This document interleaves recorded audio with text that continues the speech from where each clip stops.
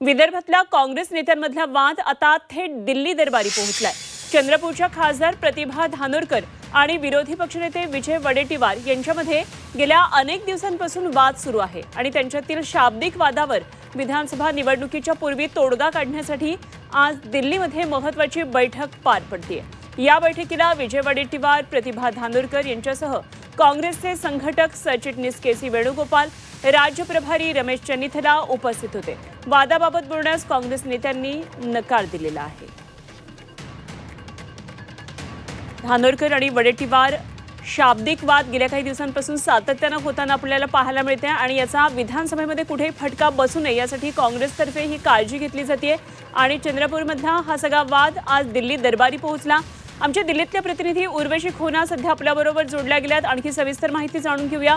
उर्वशी, काँग्रेसमधला हा अंतर्गत वाद आहे, मात्र तो चव्हाट्यावर येऊ नये आणि विधानसभेला याचा कुठे फटका बसू नये यासाठी काळजी घेतली जाते। काय नेमकं या बैठकीत आज झालंय?